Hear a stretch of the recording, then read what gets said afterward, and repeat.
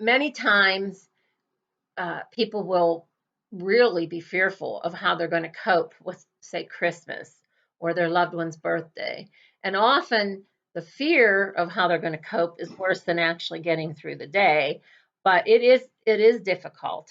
And when I'm actually working with someone, I would advise thinking of how you want to spend that day. I mean, some people wanted to make it special. Some people want to make it with family and friends. Some people want to be very private. Uh, some want to pretend like it's just another day. So one of the big things that I learned about grief that I think is very helpful is there's no real right or wrong way. So we can tend to beat up ourselves and think that we should be over it. We should be done crying. We should be stronger than we are. We shouldn't be so stressed. Um, we shouldn't be struggling. And the thing is, it's a very hard journey. And other people who want to help try, but one thing is they cannot do your journey for you. They cannot take your burden and fix it, but they can be there for support. So that's one of these stepping stones. But sometimes people who mean well will be telling you, you know, you should be further along, you should be over this, and that really isn't helpful. And everyone is different. So one of the other things he talks about embracing the pain of the loss. Most of us don't like pain of any kind, and so that one may not ring a bell with you, but the pain is real. The pain of the loss is real, and you can either work through it, like address it, feel it, cry, acknowledge that it hurts, or you can stuff it down, but the thing is, it's still there if you stuff it.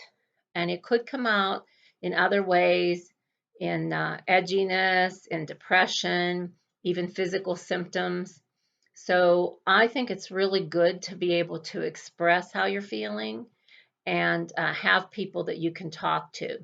Some people benefit by writing a letter to the person who's gone or journaling. Not everybody wants to do that, but whatever way helps you to to face the pain.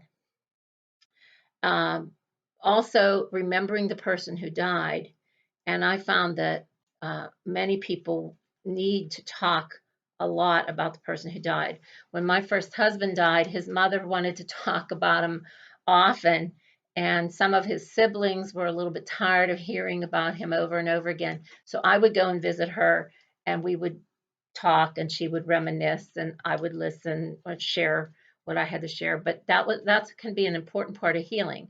And sometimes people do some sort of memory, um, something in honor of that person, and that's fine. And when we did our support groups, our week 3, everybody would bring in articles, things people made, talk about their hobby, what made them special. And that was a wonderful week because we got to really see who that person was that they loved, and they got to really celebrate who they were. And it was very fascinating even to see how different people were and to hear all about them. It was great. The fourth stepping stone Wolfelt talks about is developing a new self identity. And this is really a big part of the reconciling the changes in your life. I'm going to talk in a minute. I think it's like the second big half of this. And it does take some time and some searching and even allowing yourself to think about how will I go on and who am I now and what do I want to do the rest of my life. Searching for meaning is another stepping stone, and along with that comes a lot of questioning.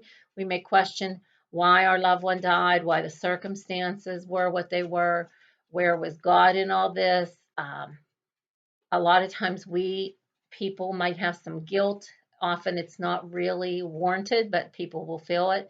So there's a lot of questioning, and that is normal. So some of the main things I want to say is that it is work. Like recovering from a grief is can be exhausting, people don't realize, they'll say, why am I so tired, or I don't have any energy. Well, just grieving is tiring. And as I said before, it's not a smooth path. We may move a couple steps forward, then we might go back. Sometimes people will have what that is considered a grief burst, where what seems to be out of the blue, you just have a really bad day, you cry at everything. A lot of times people will mention, like, they go to the grocery store and they saw their loved one's favorite cereal or treat, and that causes them to start crying, and that would be normal.